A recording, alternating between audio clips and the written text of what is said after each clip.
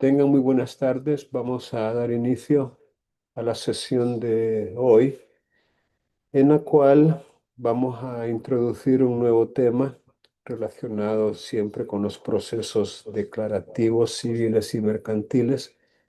Y se trata en esta ocasión de las diligencias preliminares, que en otras legislaciones como la Argentina se le conoce como diligencias preparatorias, ya que, tal como el código y la doctrina lo indican, son diligencias previas a una demanda que tienen por objeto preparar, ya sea la demanda misma o incluso la contestación que eventualmente una persona que presume que va a ser demandada pudiera plantear. Es decir, es una posibilidad que se abre no solo para un futuro demandante, sino también para un futuro demandado. Vamos entonces a analizar los artículos pertinentes, comenzando con el artículo 255 del Código Procesal Civil y Mercantil y los que le siguen, porque allí es donde vamos a aprender todo lo relacionado con estas diligencias preliminares o preparatorias, que antiguamente, bajo el imperio del Código de Procedimientos Civiles, ya derogado para casos nuevos, se conocía como actos previos a la demanda. Por supuesto, la exhortación siempre se les hace de que, previo a las distintas sesiones, ya sea virtuales o presenciales, ustedes puedan leer los materiales de lectura que se comparten en la plataforma de Canvas y de esta manera pues venir a las sesiones con un conocimiento ya adquirido de los temas que vamos a desarrollar, a efecto de que puedan entender mejor los contenidos e incluso participar más activamente con análisis, con comentarios, con inquietudes, con preguntas o incluso con respuestas que ustedes puedan proporcionar ante las preguntas que se les pudieran formular. Bueno, voy a compartir pantalla para poder hasta cierto punto mostrar gráficamente la pantalla. Ok, bien. Ah, Como saben, estamos en el bloque número 1 de la semana 4. Por cierto, y eso es importante que lo tomen en cuenta, en esta semana nos corresponde el laboratorio 2 del bloque 1, lo que significa que en la próxima sesión vamos a tener una actividad evaluada sumativamente y es, repito, el laboratorio 2 del bloque 1, para lo cual lo que ustedes tienen que hacer es leer los contenidos de las semanas 1, 2 o no. Vamos a limitarnos para mayor facilidad a los contenidos de la semana 3 y los contenidos de esta semana, de la semana 4, para que así pues no sea mucho el material que ustedes van a analizar. En otras palabras, vamos a hacer el laboratorio sobre los temas el acto de conciliación y las diligencias preliminares o preparatorias, que, como ya les dije, las podemos encontrar en el Código Procesal Civil y Mercantil, en los artículos, mero, 255 y siguientes. Vean, como les he dicho en incontables oportunidades, cuando ustedes tengan preguntas, no duden en formularlas, no duden en interrumpirme si fuera necesario, para poder preguntar cualquier aspecto que no han comprendido muy bien y de esta manera asegurarme yo que están aprendiendo, que están asimilando los conceptos y digamos, los procedimientos a seguir. Bien, vamos entonces a comenzar con la lectura del artículo 255 y como ya es costumbre, vamos a pedir que alguno de ustedes aperture el micrófono y ayude con la lectura. Comencemos con Jackson. Jackson, chicas, por favor. Sí, buenas tardes, licenciado. El 255, ¿verdad? Por favor, sí. Diligencias preliminares, artículo 155. Con el fin de preparar el proceso, el futuro demandante o quien con fundamento prevea que será demandado podrá pedir la práctica de diligencias necesarias para la pretensión de la demanda, para la preparación de la defensa o para el eficaz desarrollo del procedimiento. Si el solicitante no interpone la correspondiente demanda en el plazo máximo de un mes, las diligencias practicadas perderán su eficacia y no podrán ser invocadas. Dicho plazo comienza a contar la conclusión de las diligencias preliminares. Bien, bien, gracias, Jackson, muy amable. Efectivamente, como podemos ver, este artículo, aunque no nos da una definición o un significado conceptual, sí nos indica para qué sirven o cuál es la utilidad de las diligencias preliminares. Y son básicamente tres, ¿no? Para la presentación de la demanda. Eso sería un beneficio para el futuro demandante. Pero un segundo propósito es para la preparación de la defensa. Esto sería para un futuro demandado. Pero hay una tercera finalidad y esa se aplicaría a ambos, para el eficaz desarrollo del procedimiento. Y es que fíjense que a veces uno tiene, digamos, alguna carencia o falta de algunos requisitos, de algunos datos, de alguna información e incluso de algunos documentos o quizá de algunas diligencias que, como su nombre lo indica, preliminares o preparatorias, son necesarias, son indispensables para la eficacia de lo que uno intenta, especialmente del lado del demandante, para la eficacia, porque de no contarse con esos, llamémosle, presupuestos, de no contarse con esa información, con esos datos, con esa documentación adicional, si no la adjuntamos, por así decirlo, a la demanda o si no la incorporamos como información indispensable dentro de la demanda, lo más probable es que ésta no sea rechazada. Es decir, que no tenga eficacia, que no tenga éxito, que no se nos admita o que se nos declare improponible. Entonces, para poder, digámoslo así, tener éxito en la gestión, para poder asegurarnos de que nos van a admitir la demanda, entonces a veces resulta indispensable a plantear estas diligencias preparatorias, como se le llama en Argentina, o preliminares.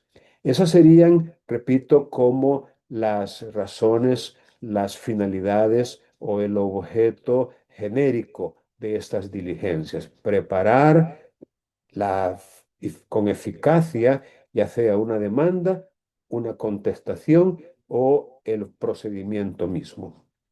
Incluso el carácter de acto previo que tienen estas diligencias queda reflejado en el inciso último que dice de que si no se interpone en el caso de un demandante, es decir, en el caso de un futuro demandante, de alguien que lo que quiere es demandar, si no interpone la demanda en el plazo máximo de un mes, esas diligencias es como que no se hubieran realizado.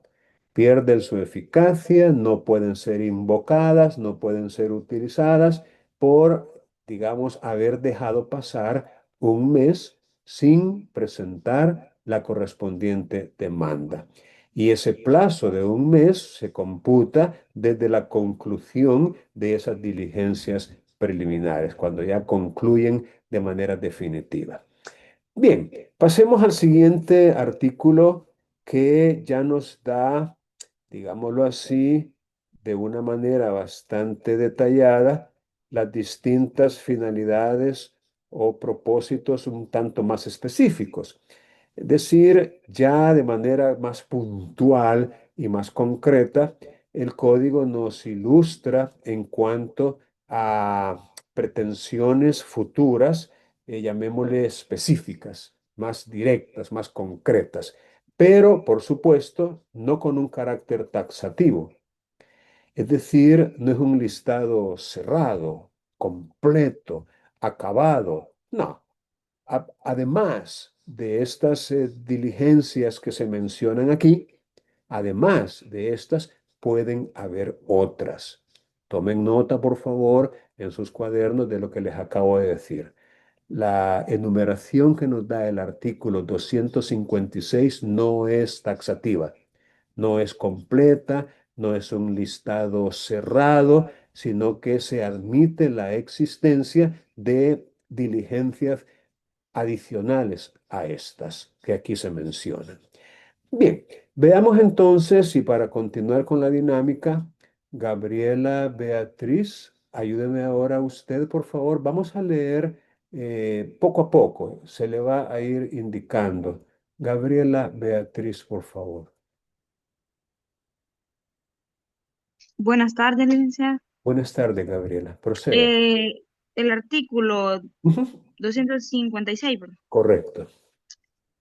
Dice sin perjuicio de las que específicamente, específicamente pueden prever las leyes especiales, materiales o procesales, las diligencias preliminares podrán tener por objeto, número uno, la acreditación de las circunstancias relativas a la capacidad, representación o legitimación del futuro demandado, sin cuya comprobación no sería posible entrar en el proceso. Número dos, la integración de la representación legal de los menores, los incapacitados, perdón, y los hijos menores que litiguen contra de sus padres por medio de la Procuraduría General de la República o por los medios establecidos en la ley. Muy bien, muy bien. Vamos a dejarlo hasta aquí, Gabriela, con usted, ¿verdad? Gracias. Bien, vamos a hacer un pequeño comentario de estos primeros dos casos o de estos dos primeros objetivos o propósitos, ¿verdad? Por los cuales se podrían plantear diligencias preliminares y tienen que ver con lo que podríamos llamar la individualización de la persona que va a ser demandada o eventualmente de la persona que va a demandar, según el caso. Es decir, de repente una demanda podría ser necesario que se dirija contra una persona que no tiene capacidad legal para ser demandada de manera directa, de manera, digamos, independiente o sin el ministerio de otra persona. Entonces, a veces, repito, hay que acreditar ciertas circunstancias que tienen que ver con ese tema de la capacidad, la representación o la legitimación. Repito, en este caso, del futuro demandado, es decir, de la persona a la cual se va a demandar. Y esa comprobación o esa acreditación resulta indispensable para que un proceso pueda iniciar. Como lo dice el ordinal primero en la parte final, sin esa comprobación no sería posible entrar en el proceso, es decir, iniciarlo, arrancarlo. En ese caso, pues, el futuro demandante está como con la posibilidad de acreditar esas circunstancias que tienen que ver con la capacidad para ser demandado o quiénes son quienes legalmente podrían representarle o cómo legitimar al futuro demandado. Vamos a ver si hacemos algunos comentarios con posterioridad adicionales. Y luego se habla aquí de un caso muy particular en donde existe la posibilidad de que personas menores de edad o que han sido declarados incapaces por sordomudez o por enfermedad mental crónica e incurable, existe, repito, la posibilidad de que tengan que demandar a sus representantes legales, es decir, normalmente los padres. Entonces, específicamente se habla de ese escenario en el cual resulte necesario que un hijo o una persona declarada incapaz entable una demanda contra aquel que le representa legalmente. Entonces ahí entramos en una especie de incompatibilidad por el conflicto de intereses que podría generarse. Si yo soy el padre y como tal representante legal de mi hijo menor de edad o declarado incapaz, aunque sea mayor de edad, entonces yo no podría ni demandarlo ni que él me demande porque en una sola persona se estarían reuniendo las dos calidades de ser demandante y demandado, es decir, demandante o, en su caso, representante legal del demandado o viceversa, demandado y al mismo tiempo representante legal del demandante. Entonces, ante esa incompatibilidad o contradicción, es que se apertura la posibilidad de acudir, digámoslo así, a la Procuraduría General de la República o a otros medios establecidos por leyes especiales para lograr la representación, en este caso, de aquel que no podría, en ese litigio en particular, tener a su representante legal normal o el representante legal que ya es por ley, ¿verdad? No podría porque es incompatible en ese caso. Bueno, importante es, y otra vez, estos no son casos que se den muy seguido en la práctica, son casos hasta cierto punto contaditos con los dedos de la mano, pero eventualmente podría darse que por vía de ejemplo, alguien que tal vez conoce de algún tipo de menoscabo a los intereses de una persona declarada incapaz y podría, en virtud de relaciones de amistad incluso o de parentesco, promover algún tipo de diligencia preparatoria para que esa persona sea debidamente representada. Es decir, que le represente persona distinta de aquel que siendo su representante ya, pero que a lo mejor está atentando contra los intereses y derechos de esa persona. Entonces, por ahí más o menos es que anda la idea. Bien, vamos ahora con el ordinal tercero, cuarto y quinto. Y para ello vamos a pedir a otra persona que nos ayude con la lectura. Juan Carlos, por favor, Juan Carlos Gómez, ayúdeme usted a leer los ordinales tercero, cuarto y quinto. Buenas tardes, licenciado. ¿De qué documento sería el que está proyectando? Sí, del artículo 256. 256, ¿de qué, licenciado? Porque estoy en celular y no alcanzo a ver bien. Ay, disculpe. Pero puede hacer doble clic en la parte de la presentación y se le va a hacer más grande. E incluso con los dedos puede ampliar también el tamaño de lo que está en pantalla. Usted puede elegir hacer doble clic en la pantallita con mi imagen o con lo que estoy proyectando en pantalla. No sé si lo ha intentado ya.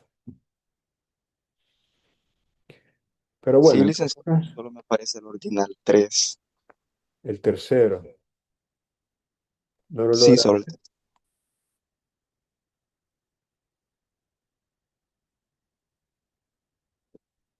solo el ordinal tercero logro ver, licenciado. Está No sé si es bien. porque estoy en celular. Lea ese, el tercero. Ok. Ordinal tercero. La exhibición, acceso para examen o aseguramiento de cosas sobre las que recaerá el procedimiento que se encuentre en poder del futuro demandado o de terceros. Muy bien. Ahora le voy a poner aquí más cerca el cuarto y el quinto. ¿Lo logra ver? Sí, sí. Ordinal número 4. La exhibición por el poseedor de documentos en los que consten actos de última voluntad o documentos y cuentas, perdón, societarias. Ordinal 5. La exhibición de contratos de seguro de responsabilidad civil. Muy Hasta ahí bien. sería verdad. Sí, hasta O ahí. continúo. Sí, Ok. gracias. No, ahí está bien, gracias. Bien, como podemos ver, los tres ordinales comienzan con exhibición. Exhibir es mostrar, es presentar, es traer digamos, para que se agregue a las diligencias, ya sea original o copia debidamente certificada.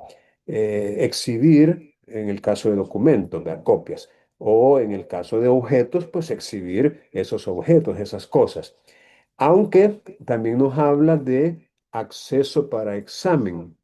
Como quien dice, necesitamos que un objeto sobre el cual va a recaer el procedimiento y al cual no tenemos nosotros acceso por no estar en nuestro poder, pero podemos pedir que mediante estas diligencias esos objetos sean mostrados o se permita ingresar al lugar donde se encuentran para examinarlos, para analizarlos, o incluso se menciona el término aseguramiento, aseguramiento de cosas. Entendamos como la posibilidad de que le sean quitadas a la persona que las tiene en este momento en su poder y sean entregadas en calidad de depósito en otra persona. Eso es como asegurarlas, es decir, temo que este objeto sobre el cual va a recaer mi demanda lo desaparezcan, lo escondan, lo archiven o lo destruyan. Y por eso quiero que se ordene judicialmente que esa persona exhiba o entregue o presente o muestre dónde está el objeto sobre el cual el procedimiento va a recaer e incluso que le sea quitado o que ofrezca una especie de garantía o caución de que no lo va a destruir ni lo va a desaparecer y que eventualmente, cuando ya se inicie el proceso, ese objeto que yo voy a reclamar como propio por vía de ejemplo, me sea entregado.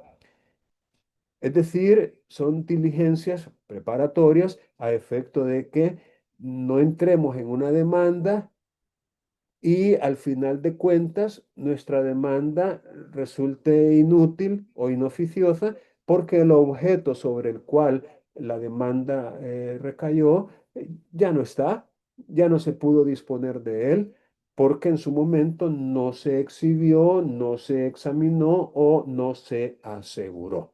Por ahí más o menos anda la idea de esta diligencia. Lo mismo documentos en que consten actos de última voluntad.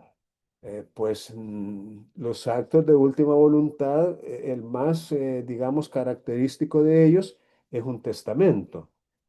Aunque en el caso de un testamento habría formas, llamémosle, diferentes de una exhibición para poder conocer su contenido e incluso su existencia. Hay, por ejemplo, disposiciones legales que obligan a los que autorizan testamentos para hacer llegar un ejemplar de ellos a la Corte Suprema de Justicia en la cual tienen un archivo por nombres de los testadores y se puede averiguar comprobando la muerte del testador que existe un testamento y eventualmente las diligencias correspondientes conocer su contenido, pero podría ser que estemos en presencia de un testamento cerrado, que es otra opción que existe para testar y en la cual uno de los ejemplares queda en poder de una persona. Entonces, podría ser que hayan otros interesados en ese testamento y desconocen por completo e incluso la persona que lo tiene en su poder desconoce por completo su contenido y por ello se puede reclamar o exigir mediante estas diligencias que el que posee, el que tiene en su poder ese testamento, lo exhiba, es decir, lo presente, lo muestre, lo entregue, para incluso ser agregado al expediente correspondiente. También se habla aquí de documentos y cuentas societarias. aquí ya entramos en el tema de las personas jurídicas llamadas sociedades que podrían conservar bajo su poder, bajo su custodia, documentos y cuentas que podrían ser indispensables para la eficaz presentación de una demanda e incluso para su preparación, porque estamos hablando de cuentas cuyo contenido a lo mejor no lo conocemos y teniendo derecho a esa información por ser accionistas o socios o acreedores de la sociedad, eventualmente podríamos pedir que esas cuentas, que esos documentos que están en custodia de la sociedad sean también exhibidos. Y lo mismo contratos de seguro de responsabilidad civil. En ese caso, podríamos pensar que una persona nos ha beneficiado, somos beneficiarios de un seguro y ante la ocurrencia del siniestro, que podría ser una muerte o un accidente, o podría ser una catástrofe natural como un terremoto, una inundación, un incendio. Es decir, necesitemos saber cuál es el alcance de ese contrato de seguro y al no tenerlo, exigir que se exhiba. Imagínense qué triste sería presentar una demanda con un reclamo basado en un contrato de seguro y desconociendo el contenido del contrato. O sea, eso hasta absurdo resulta querer demandar en base a un seguro cuyo contenido no lo conocemos.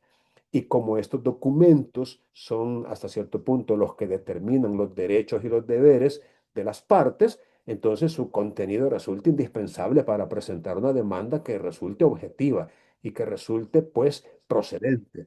Entonces, esa es otra diligencia preparatoria que la ley nos permitiría hacer. Bien, tenemos el ordinal sexto. Vamos a pedir a Lisbeth Hernández, que nos ayude a leer, por favor, el sexto. Ok, Gracias. dice, la determinación judicial del grupo de afectados en los procesos para la defensa de los intereses colectivos de consumidores y usuarios.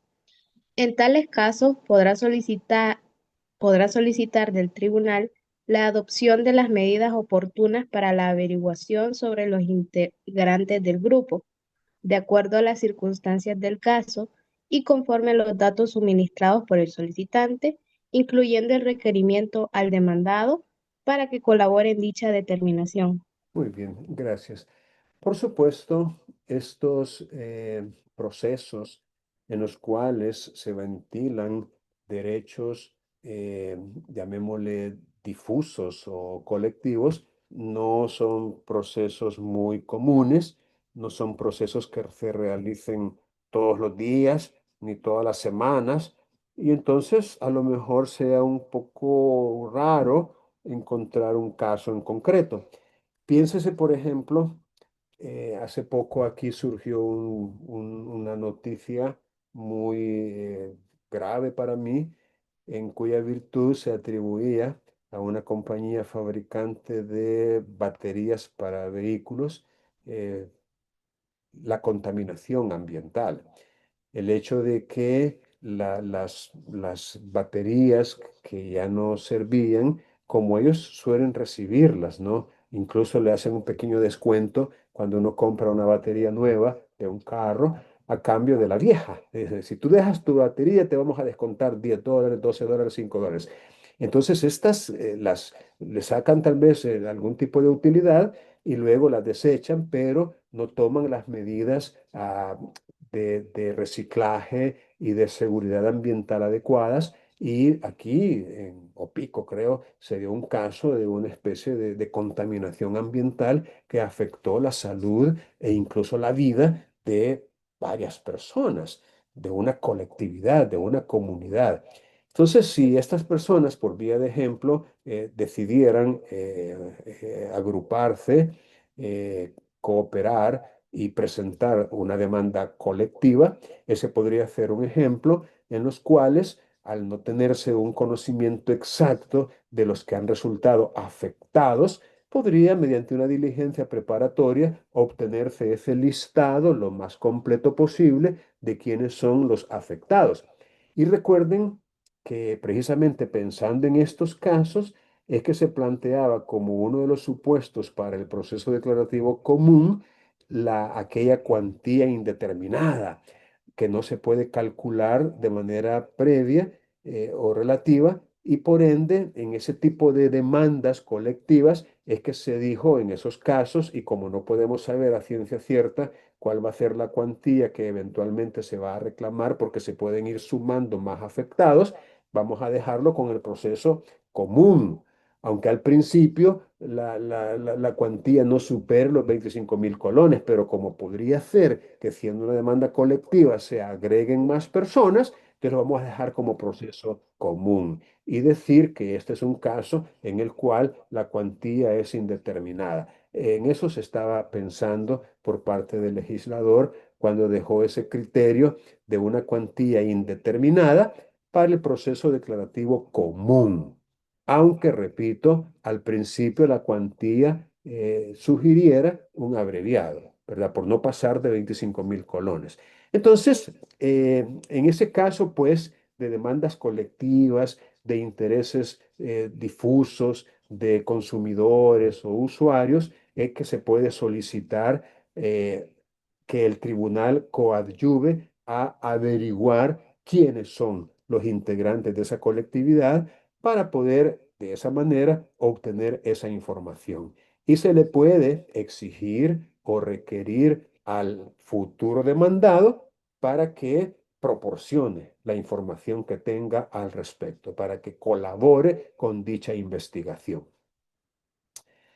Veamos el séptimo y vamos a pedirle a Mario. Mario Quintanilla, léanos usted el séptimo, por favor.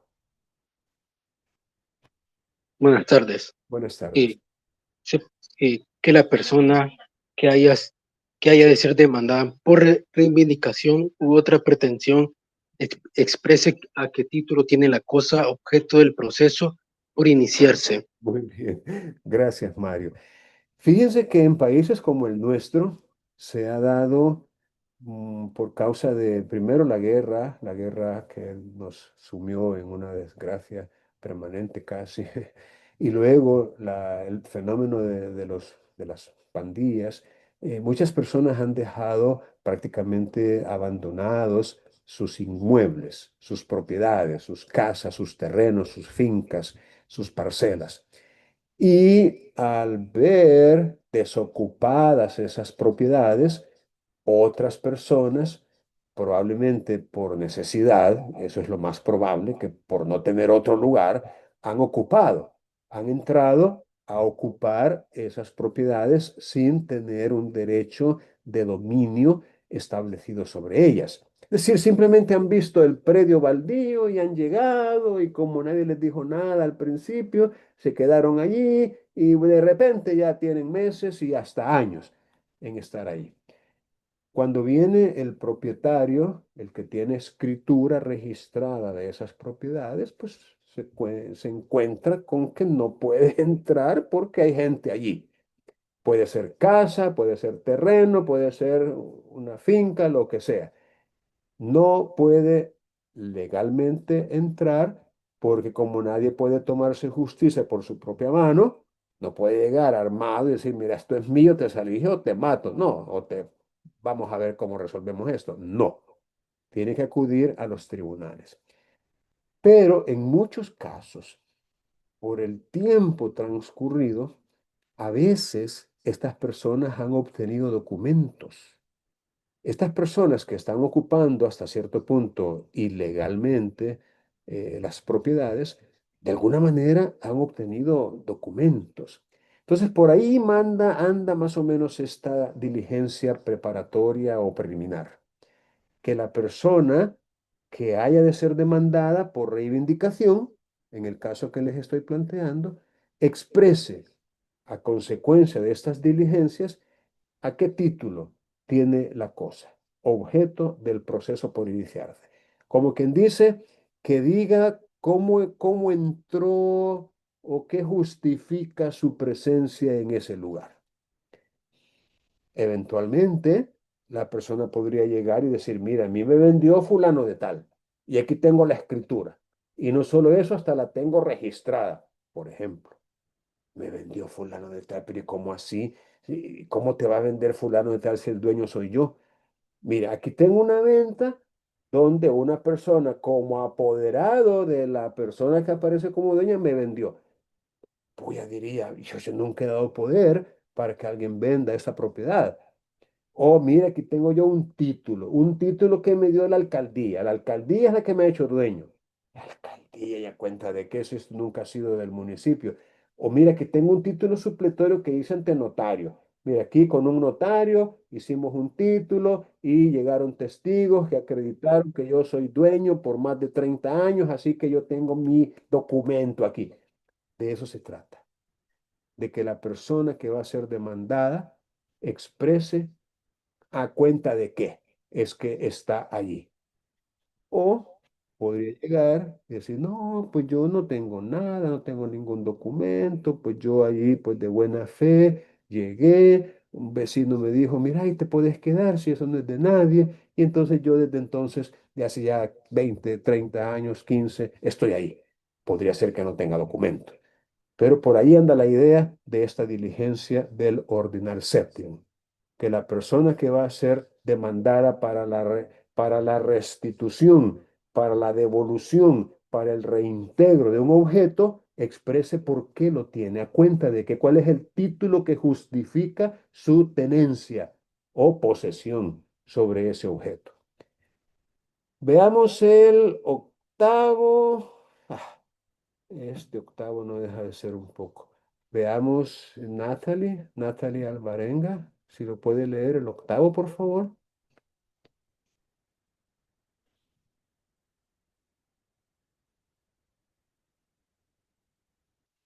Buenas tardes, Lick. Buenas tardes, Natalie. Sería el octavo, ¿verdad? Por favor. Que si el eventual demandado tuviera que ausentarse del país, constituya domicilio dentro de los 5 días con el apercibimiento que legalmente corresponda en cuanto a futuras notificaciones. Gracias, Natalie. Fíjense ustedes que el domicilio de una persona que va a ser demandada tiene relevancia para efectos de establecer la competencia de los tribunales, ya que uno de los criterios principales que determinan la competencia de los jueces es precisamente el domicilio del demandado.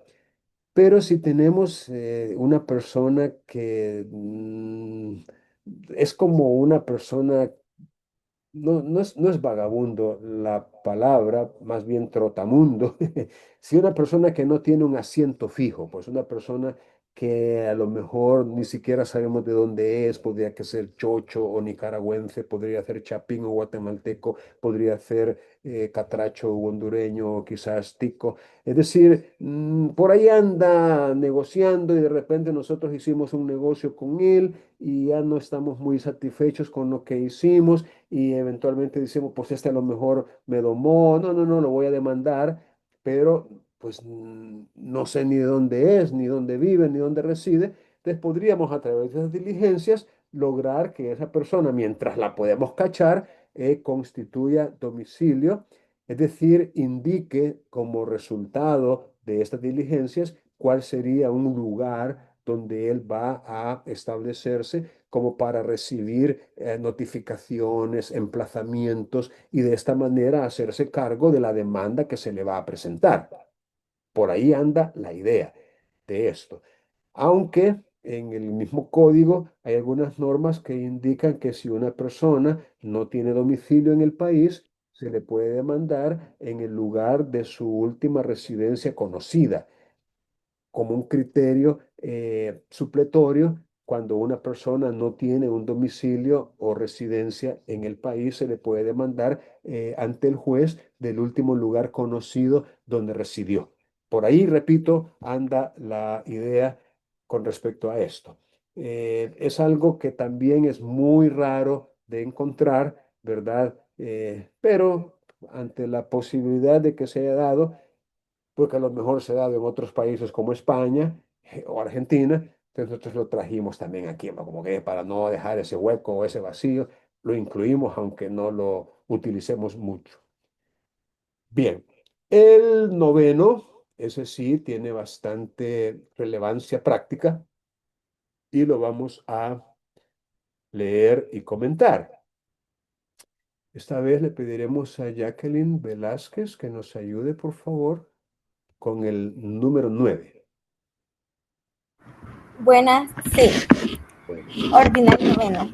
La citación a reconocimiento del documento privado por aquel a quien se le atribuya autoría o firma, bajo apercibimiento de tenérselo por reconocido.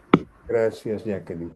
Bien, efectivamente, fíjense ustedes que hay varias categorías de documentos y son categorías que tienen que ver con la fuerza probatoria de ellos. Antes habían tres. Estaba el documento privado, el documento auténtico y el documento público. Pero el nuevo código básicamente lo redujo a solamente dos: el documento o instrumento público y el documento o instrumento privado. Bien, un instrumento público es aquel que tiene fuerza probatoria plena, es decir, su fuerza probatoria es completa, es total. Se puede creer en lo que un instrumento público contiene. Dice, aunque no tenga boca, o enseña. Es decir, lo que se pueda leer en un documento público, digamos, goza de credibilidad, de autenticidad. Podemos confiar en lo que dice un documento público, pero no así con el documento privado. El documento privado, digámoslo así, no es fehaciente por sí mismo, no hace fe, no goza de credibilidad, no tiene una fuerza probatoria completa o absoluta como si la tiene el documento público. Entonces, a veces nos topamos con documentos privados de obligación, es decir, un documento que no goza de fe pública, pero en todo caso, un documento, pero es privado. ¿Qué significa privado?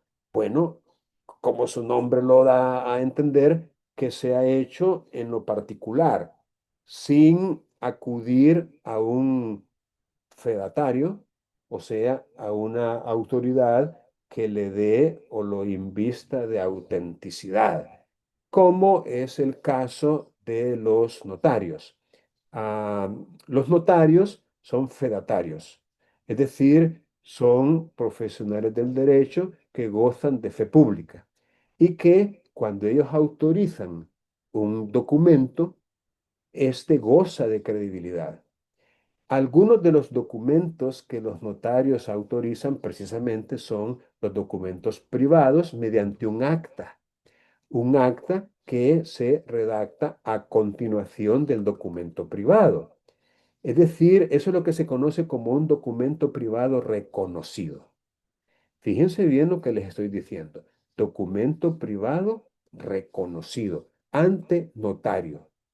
¿Qué significa?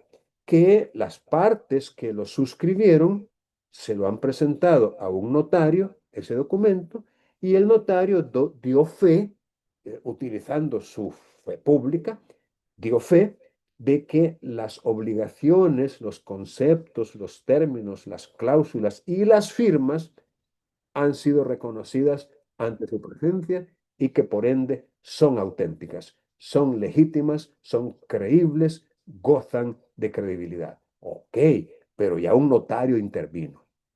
Pero muchas veces las personas por confianza, por descuido, por negligencia, por atenidos, muchas veces no van con un notario y se quedan en sus manos con un documento privado solamente. Este documento privado no es suficiente para iniciar un reclamo eficaz. Sí podrían iniciarlo, ¿verdad? Pero no sería tan eficaz como si fuera un documento privado reconocido o como si fuera un instrumento público. En ese caso de los documentos privados, ojo, y que no son títulos valores, valga la aclaración, porque un título valor es otro pisto, es harina de otro costal, es un documento mercantil, el título valor. Entonces, cuando estamos en presencia de un documento privado, estos no gozan, repito, de credibilidad, no son fehacientes y por ende no son suficientes para iniciar con ellos un proceso eficaz. Que por cierto, el proceso eficaz para exigir el cumplimiento de una obligación es el proceso especial ejecutivo. Pero, repito, para iniciar un proceso especial ejecutivo, un documento privado no nos sirve. Ok. Entonces, para eso está esta diligencia del ordinal noveno. Si usted o su cliente, cuando usted sea abogado, si usted o su cliente tienen un documento privado y son conscientes de que con él no pueden iniciar un proceso ejecutivo, pero sí pueden iniciar estas diligencias preliminares de que habla el ordinal noveno. Es decir, pedirle al juez que cite al deudor que aparece en ese documento privado, que lo cite al tribunal para que reconozca su firma, para que reconozca la obligación que ese documento contiene, es decir, para que admita su calidad de ser deudor. Espero estarme explicando. Es decir, ante juez, él va a reconocer el documento privado, que por ser de obligación, quiere decir que él es deudor de las obligaciones contenidas en él. Por lo general, es un documento de mutuo, en el cual él acepta haber recibido una suma de dinero y se obliga a devolverla. Entonces, esa es la regla general, un mutuo. Entonces, si usted, repito, o su cliente tienen un documento privado que no fue reconocido ante notario, pues le queda ese camino de que sea reconocido ante juez, mediante estas diligencias. ¿Qué es lo que usted va a solicitar? Que se cite a la persona a quien se le atribuye la autoría o la firma de ese documento privado a fin de que lo reconozca. Y en esa cita, el tribunal le va a advertir al citado que si no llega, se va a tener por reconocido. Es decir, si él deja de asistir a esa cita que se le haga, la consecuencia es que el tribunal va a tener por reconocido el documento privado. Y ya con esa decisión del tribunal, ya usted puede ir a un proceso ejecutivo directamente. ¿Por qué? Porque ya no sería un documento privado, sino un documento privado fehaciente. Repito, con la decisión del tribunal de tenerlo por reconocido ante la inasistencia del citado, o si éste llega y de buena fe, en un acto de honorabilidad, reconoce. Dice, sí, es cierto, esa es mi firma. Sí, es cierto, yo le debo. Y no le he pagado porque no he podido, pero yo le debo. Si él reconoce la obligación, igual se da el reconocimiento que convierte al documento privado en un documento fehaciente, es decir, con valor de instrumento público, aunque no lo sea, porque no es que lo convierta de documento privado en documento público, no, sino que le da el mismo valor probatorio como si fuera un instrumento público, aunque no lo es. Veamos el ordinal décimo. Y vamos a pedir a Lucía Abigail que lo lea, el décimo, por favor.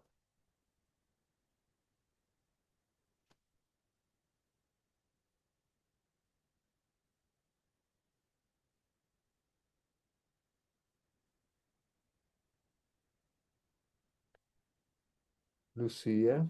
Hola, ¿me escucha? Hola. Acérquese más al micrófono, por favor. Ahora, Es mejor, sí. el 10º, ¿verdad? Por favor.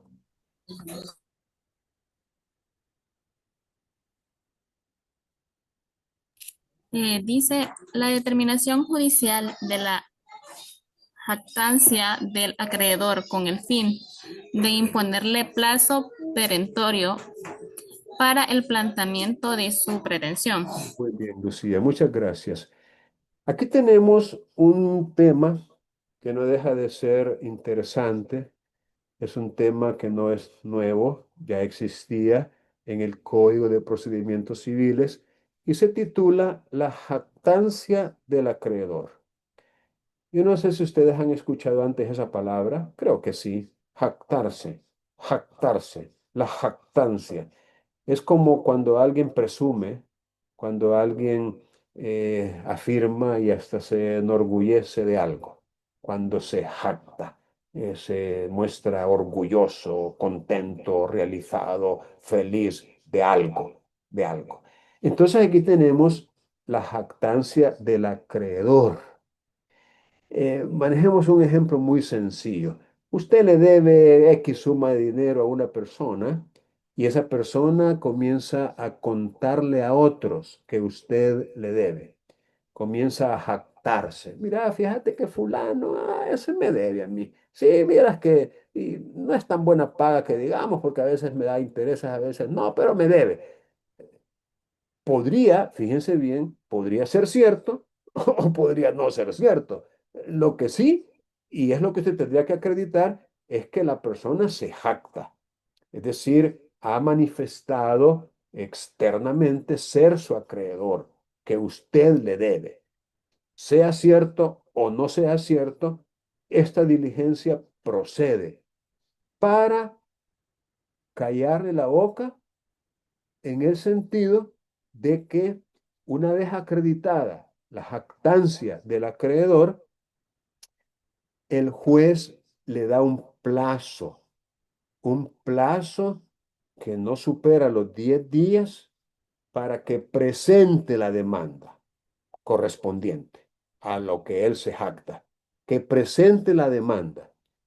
Y si no lo hace, y si no lo hace dentro de ese plazo, que según el código es un plazo perentorio, la palabra perentorio significa un plazo fatal, un plazo que no se puede prorrogar, un plazo que si le dan 7 días, si le dan 8 días, si le dan 10 días, ya no lo puede hacer el día siguiente. Tiene que hacerlo dentro del plazo que se le ha dado porque es perentorio, es fatal, es improrrogable. No lo puede usted ampliar. Plazo perentorio para que plantee su pretensión. Entonces, esa va a ser como la consecuencia de estas diligencias en el caso de la jactancia del acreedor, que se le imponga perpetuo silencio, así se le llamaba antes, perpetuo silencio. Hoy se le llama improponibilidad. Si no presentas la demanda dentro del plazo que te he dado y lo quieres hacer después, te será declarada improponible. Es decir, no lo puedes hacer después del plazo que yo te indique. Por ahí, repito, va este tema de la jactancia. Los siguientes ordinales, con excepción del 16º, vamos a ver si podemos. Sí. Los siguientes ordinales, con excepción del 16º, tienen que ver con sociedades y empresas mercantiles. Vamos a leerlos todos, desde el 11 al 17, y vamos también a pedir apoyo en la lectura. Vamos a ver. Ojalá que no los pierda. Aquí están todos. Muy bien. Perfecto. Vamos a pedirle, por favor, a Fanny Turcios, que nos ayude hoy con la lectura de estos ordinales, del 11 al 17.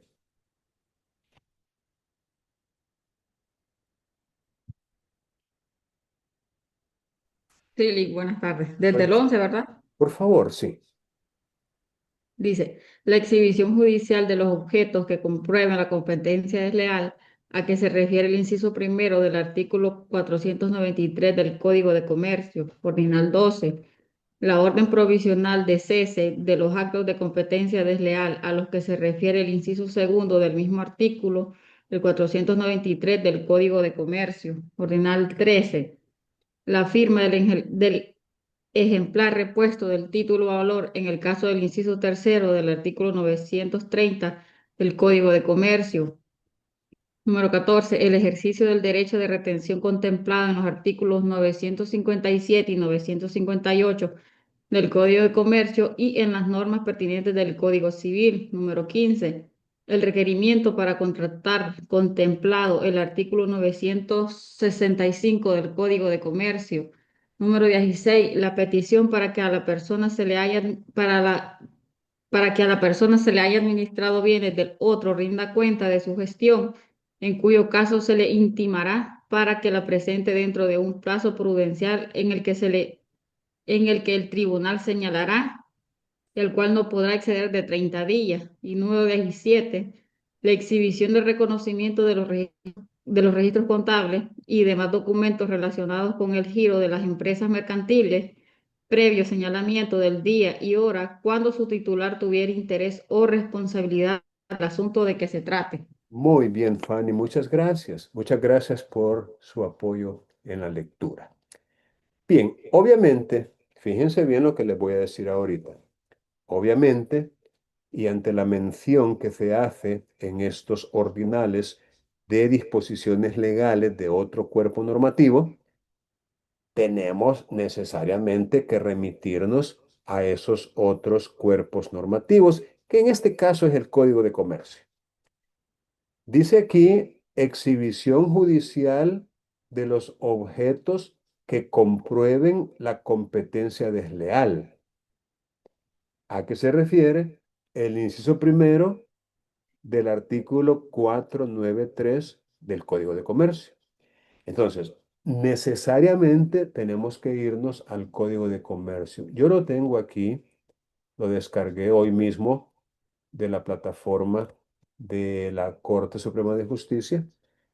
Y obviamente, a ver,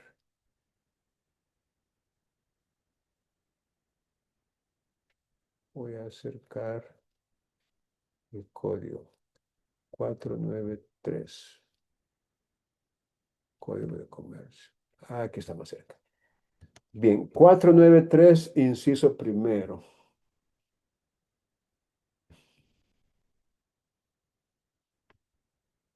Ok. Antes de eso, dale un segundo, Ponchita. Ya. Antes de eso, déjenme mostrar el 491. Vamos a ver. Aquí en el Código de Comercio, el 488 dice que los comerciantes deben, aquí estamos, 488. Se titula Limitaciones de la actividad mercantil. Límites.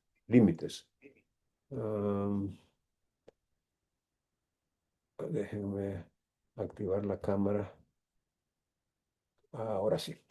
Dice limitaciones de la actividad. Los comerciantes deben, fíjense bien, es un imperativo, deben ejercer sus actividades de acuerdo con la ley, los usos mercantiles y las buenas costumbres, sin perjudicar al público ni a la economía nacional. La violación de esta norma da derecho al perjudicado fíjense bien, da derecho al perjudicado a pedir judicialmente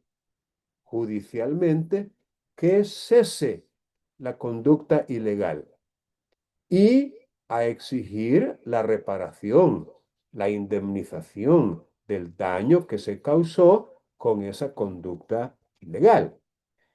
Y luego el 491, aquí lo pueden ustedes ver, dice, se considera competencia desleal la realización de actos encaminados a atraerse clientela indebidamente.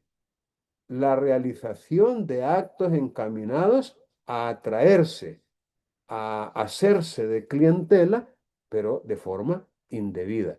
En especial los siguientes: engaño al público en general mediante soborno de los empleados del cliente. Y vamos a ver qué más nos dice por aquí.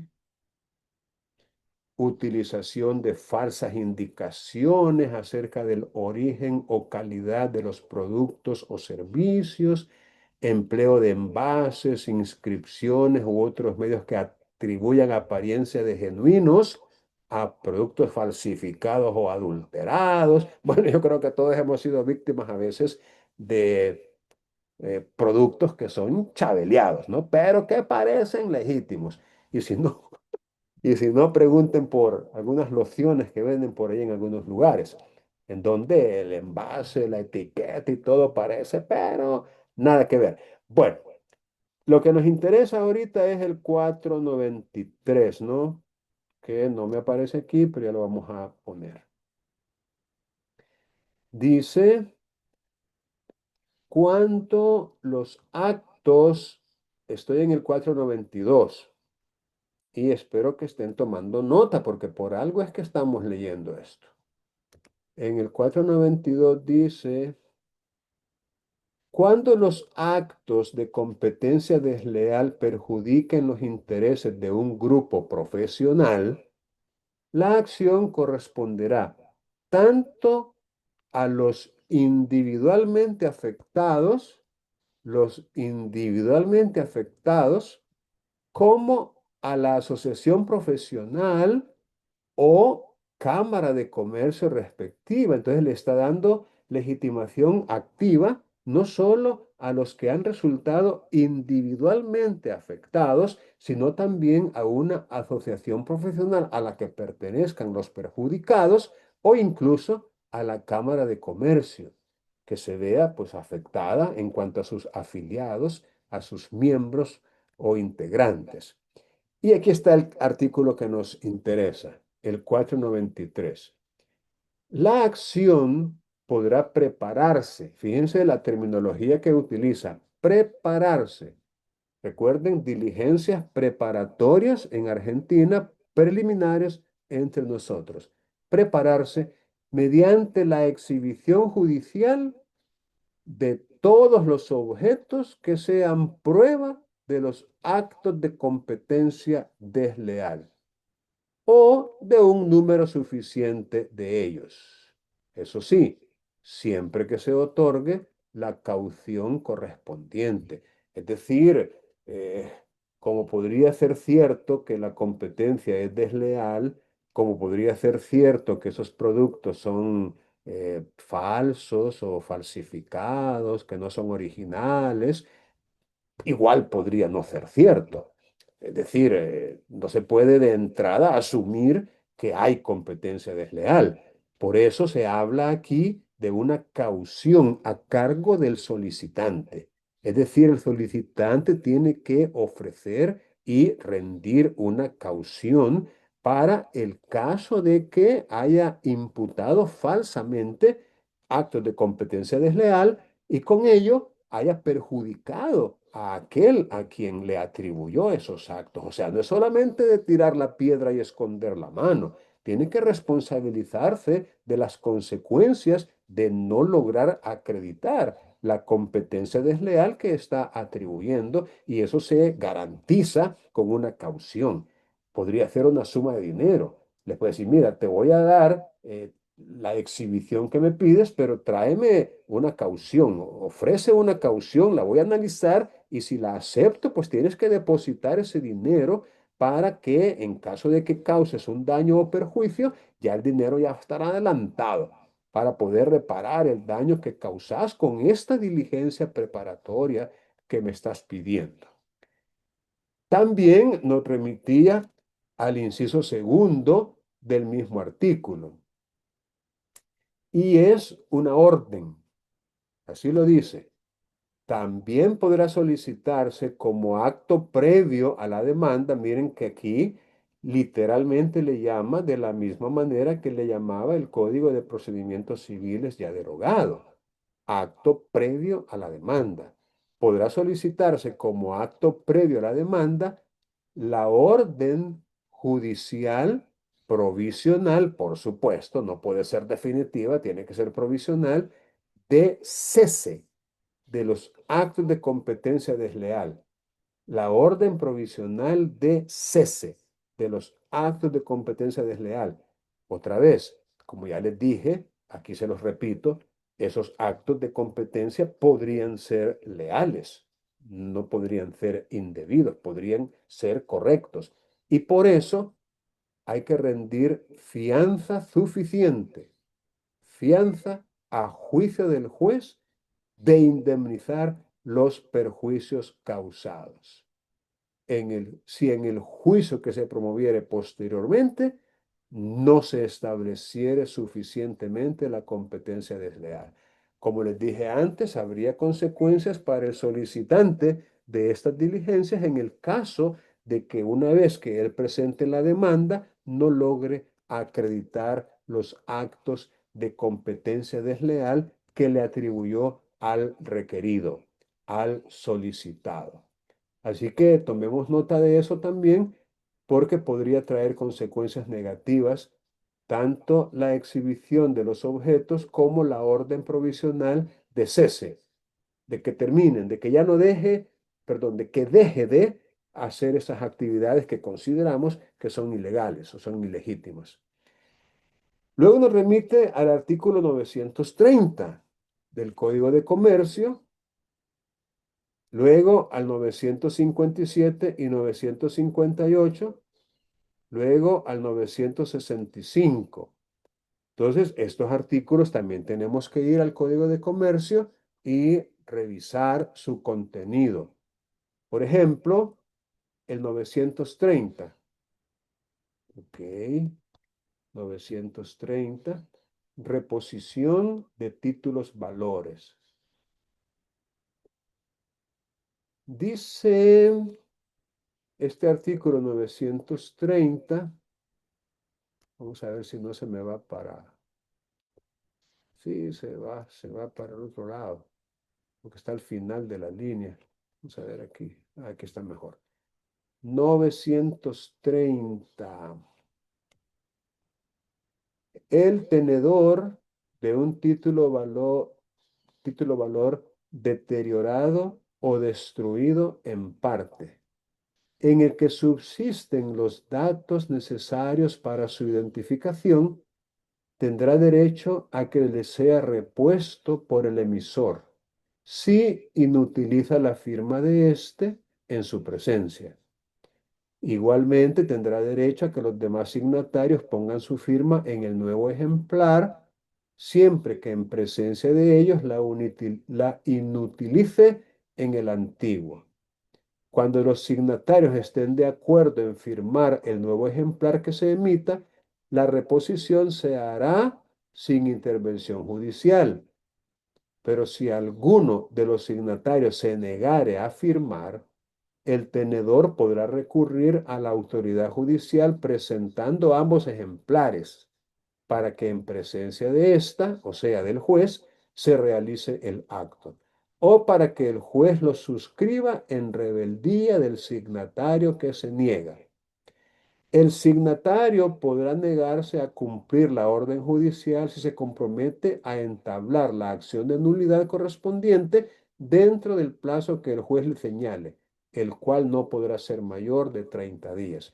Como vemos, en este artículo del Código de Comercio, el 930, se menciona cuál es el procedimiento a seguir cuando un título valor se ha deteriorado o destruido en parte.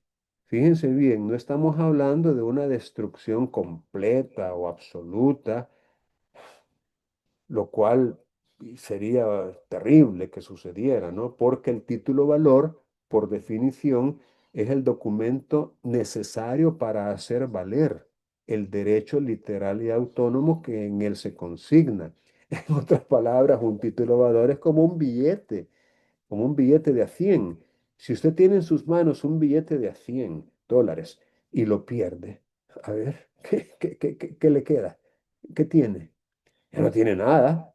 Tenía un billete de a 100 y con él podía hacer muchas cosas, comprar, úfale, muchas cosas con $100. Pero ¿y si lo pierde? Hasta ahí llegó su derecho de comprar cosas. Ya no puede. Entonces lo mismo sucede con un título valor. O sea, el título valor tiene que cuidarlo, porque si lo pierde, usted queda, como quien dice, a la buena fe y a la buena conciencia del que lo emitió para reponérselo, pero difícilmente se lo va a querer reponer, porque cada vez que se presente ese título de valor al cobro, hay que pagarlo, como un billete de a 100, pues. O sea, cada vez que usted tenga en sus manos un billete de a 100, va a poder hacer con ese billete lo que un billete de a 100 le permite hacer. Lo mismo pasa con el título de valor. Que usted no puede llegar con un emisor y decirle, mira, fíjate que se me perdió el cheque que me diste, dame otro. O sea, bueno, un cheque tal vez tenga la facilidad de que lo podría decir el emisor, permitidme, pues voy a dar la orden para que no paguen el anterior y te voy a dar otro nuevo. Podría ser.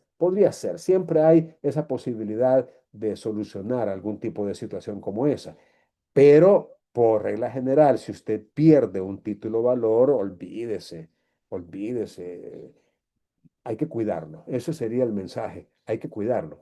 Ahora, por eso dice deteriorado o destruido en parte, pero deben subsistir los datos necesarios para su identificación. O sea, tiene que estar destruido o deteriorado en parte. Y en la parte que queda, subsistir los datos o elementos que permitan identificar el título valor. Y aquí nos da entonces el procedimiento para reponerlo, para repararlo, tiene que llevarle al juez los dos, el destruido y otro diferente, para que en presencia del juez se destruya o se inutilice el anterior y se firme por los signatarios el repuesto, el título repuesto. Bueno, a esto entonces se refiere el código en el artículo 256, ordinal, ¿qué? Ordinal 13. La firma del ejemplar repuesto. La firma, cuando algún signatario se niega a firmar. Entonces, esa firma puede hacerse mediante diligencias preparatorias o preliminares. En los artículos 957 y 958 se habla del ejercicio del derecho de retención. 957 y 958.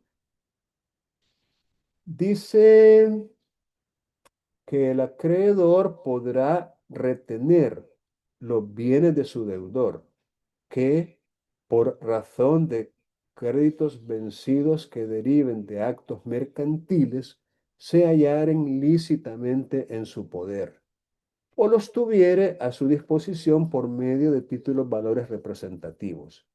El derecho de retención no cesará porque el deudor transmita la propiedad de los bienes retenidos y podrá ejercerse, déjenme ver que aquí no les hice más grandecita la letra, pero aquí está. Y podrá ejercerse por créditos no vencidos cuando se declare al deudor en quiebra, suspensión de pagos o concurso, siempre que la deuda provenga de la enajenación, reparación o conservación del bien retenido. Miren, el derecho legal de retención es como una facultad que tiene un acreedor para no devolver a su dueño, porque es su deudor, ciertos bienes. Les voy a poner un ejemplo muy sencillo, aunque tal vez no aplique del todo, porque aquí estamos hablando de digamos, un derecho de retención en lo mercantil, pero vamos a utilizar el ejemplo. Supongamos que usted llega a un taller mecánico para que le pinten su vehículo. Llegan a un acuerdo con el dueño del taller de enderezado y pintura, por cierto, no es mecánico de enderezado y pintura, y le dice, mire, le voy a cobrar $400 por pintarle su vehículo. Ah, bueno, y necesito un anticipo. Sí, pues déjeme por ahí, aunque sea unos 100 pesos. Te le deja $100 y fíjese bien, le queda debiendo 300. Claro, usted tiene la obligación de pagar $300, pero el contratista, el dueño del taller o el empleado, quien sea, tiene por su parte la obligación de devolverle a usted su vehículo debidamente pintado. Entonces, cuando usted llega a las 2 o 3 semanas después a recoger su vehículo, tiene que llegar con $300 en la mano, ¿cierto? Es decir, usted tiene que llegar y pagar los $300 que quedó debiendo. Entonces, imagínense en el escenario que usted llegue y le diga, mire, aquí vengo por mi vehículo. Ah, sí, cómo no, mire qué bonito quedó, tal como usted lo pidió, y hasta le sacamos algunos golpes y todo estaba bien nítido. Mire, como nuevo. Ok, me lo voy a llevar. Deme la llave y la tarjeta, por favor. Sí, con gusto. Pero para que se lo pueda llevar, tiene que pagarme lo que me debe. Sí, sí, por supuesto que se lo voy a pagar, pero ahorita me voy a llevar el carro y ya voy a regresar. Regreso en media hora con su dinero. Pregunto, ¿debería cumplir el artífice con su obligación de devolver el vehículo? ¿Quién se anima a contestar? Por supuesto que es una obligación que tiene, ¿no? De devolver el vehículo. Pero mi pregunta es, ¿debería hacerlo? ¿Qué piensan? Luis Mario, ¿qué piensa usted? Si usted fuera Buenas tardes, Rick. si usted fuera, No, no lo devolvería por lo mismo de la existencia de la deuda, a menos que sea un cliente muy frecuente que ya sepa yo que de buena fe va a los 30 minutos va a volver. Pero es un caso muy particular. perfecto. Muy bien, gracias. Efectivamente, y tal como usted mismo lo ha dicho, el ejercicio del derecho legal de retención es eso, un derecho. Y como tal, renunciable. Es decir, no es un derecho irrenunciable. No es que usted le diga, mira, fíjate que yo confío en ti, no eres primera vez que te trabajo, ya otras veces me has quedado debiendo y me has pagado puntualmente, pero no puedo, por ley no te lo puedo dar. No, no, no, no, no, es un derecho, repito, renunciable, que usted perfectamente puede decir, no, no hay problema, llévatelo. Y aunque sea la primera vez que nunca antes lo había tratado, es un derecho perfectamente renunciable, pero a su opción el artífice perfectamente le puede decir no. Me disculpa, pero no te lo puedo dar. Ah, entonces te lo estás apropiando, estás cometiendo un delito. No, no estoy cometiendo ningún delito. Estoy ejerciendo el derecho legal de retención que yo tengo. Porque yo no he llegado a sacarte el vehículo de donde tú lo tenías. Tú lo trajiste aquí y lo he recibido legítimamente. Y según la ley, yo tengo el derecho de retenerlo hasta que tú me pagues. Es un derecho, repito, legal, establecido por la ley. Eso es lo que significa legal, que la ley lo ha establecido, lo tutela y lo ampara. Entonces, eso, insisto, es un derecho que el acreedor tiene para retener los bienes de su deudor en tanto se hallen lícitamente en su poder, o incluso si tuviera a su respecto un título valor que represente esos bienes, porque hay títulos valores representativos de bienes que dan el derecho de reclamar esos bienes, que están, por ejemplo, en un almacén general de depósito o en cualquier otro lugar, como en una empresa naviera, por ejemplo. Si yo tengo un certificado de embarque, ese certificado acredita que yo puedo recibir o retirar las mercancías a que se refiere el título valor que tengo en mis manos. Luego el 965, también interesante, vamos a aprovechar para, estamos aquí cerca. El 965 también da otra figura del derecho mercantil y me estoy tomando el tiempo para comentarlo con ustedes porque a lo mejor no los han visto antes, a lo mejor no han tenido oportunidad de ver estas normas previamente. Bueno, dice el 965 que nadie puede ser obligado a contratar, a menos que rehusarse constituya un acto ilícito. Fíjense qué interesante. En materia mercantil, la libre voluntad o cómo se llama la autonomía de la voluntad permite que se pueda contratar, como quien dice, en forma opcional. O sea, nadie, regla general, puede ser obligado a contratar. Pero esa regla general tiene una excepción y es si esa negativa constituye un acto ilícito. Y aquí dice que esa renuencia, esa negativa a contratar, se va a considerar ilícita cuando provenga la negativa, la renuencia, de empresas que gocen de concesiones, autorizaciones o permisos para operar con el público, o empresas que se encuentren en situación de imponer precios a las mercancías o a los servicios que proporcionen, siempre que no mediare justo motivo para la negativa a juicio prudencial del juez que conozca del asunto.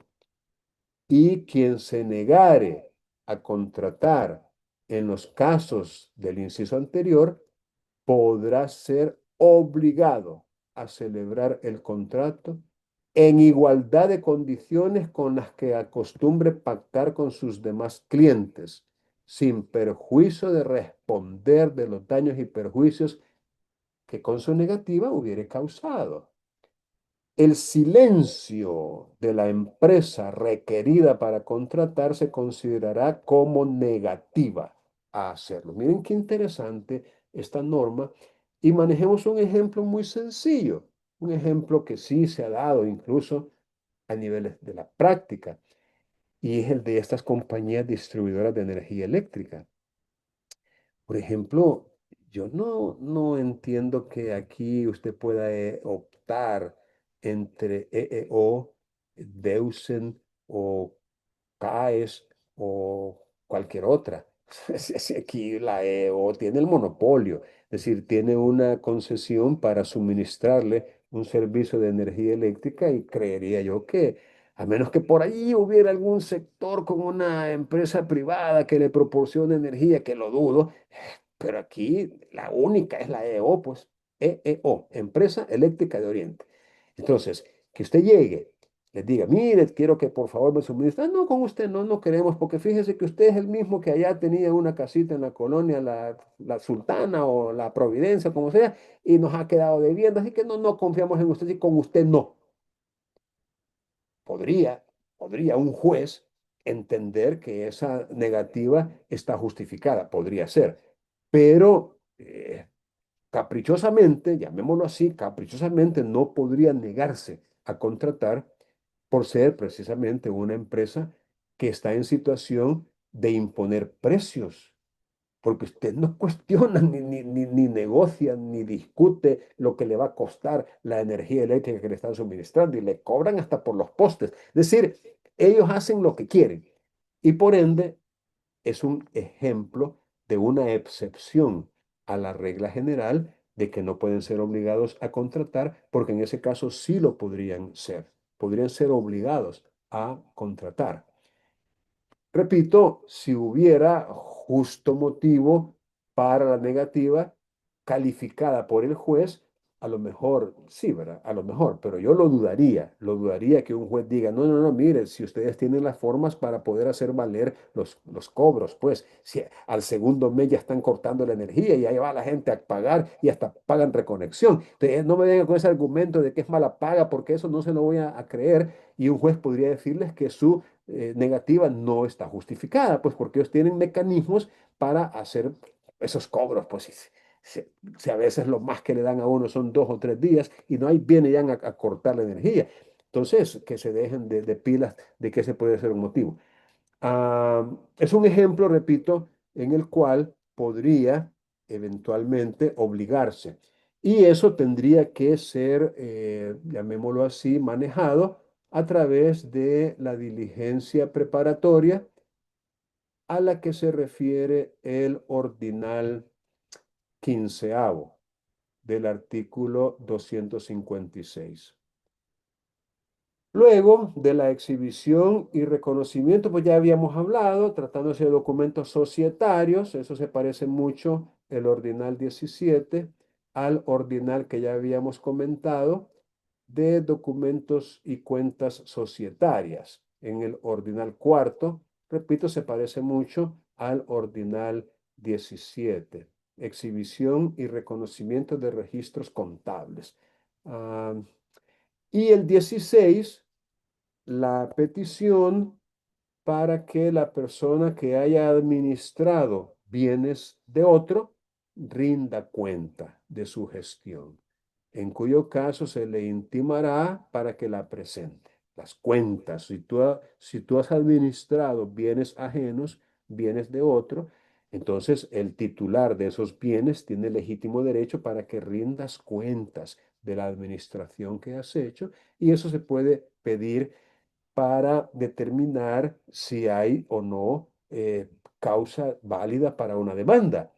Porque hasta que yo conozca las cuentas, que se me informe en qué se gastó, de qué manera se protegieron mis intereses, hasta entonces voy a saber si debo demandar o no. Y para ello necesito conocer el estado de la administración. Rendir cuentas resulta obvio, es de lo más importante cuando se administran bienes ajenos, cuando se administra la república, la res republicae, lo que es de todos, el bien común, pertenece a la nación toda, hay que rendir cuentas, pues, es algo lógico que cae por su propio peso. Ok, ah, ¿alguna pregunta en relación con el artículo 256 que puedan tener por ahí? Quise abordar cada uno de los ordinales para que no quede duda en cuanto a las de las diferentes finalidades específicas que podrían tener las diligencias preparatorias. Por lo demás, les pediría entonces que ustedes terminen la lectura de los artículos correspondientes y que se auxilien de las explicaciones que aparecen en el Código Procesal Civil y Mercantil comentado, ¿verdad? Que también creo que se les ha compartido ese recurso para que lo puedan leer. Y de esta manera ustedes podrían captar en mejor forma todo lo que tiene que ver con estas diligencias. Comentarles que con el otro grupo voy a tratar de analizar los demás artículos, ¿verdad? Y les voy a pedir a ellos que vean este video y a ustedes que vean el otro video. Se los voy a compartir el enlace para que tengan la explicación, digamos, completa de todos los artículos. Pero si no, pues ustedes pueden perfectamente leer los artículos en el código y las explicaciones que da el profesor, creo que es Cabañas García. Quiero ver quién es el que aquí está el comentado. No es Canales, Canales Cisco, quien comenta las diligencias preliminares en el Código Procesal Civil y Mercantil comentado. Ok, si no tienen preguntas, voy a pasar asistencia y voy a dejarle grabar. ¿Preguntas, jóvenes, aún? Bueno, entonces aquí nos quedamos.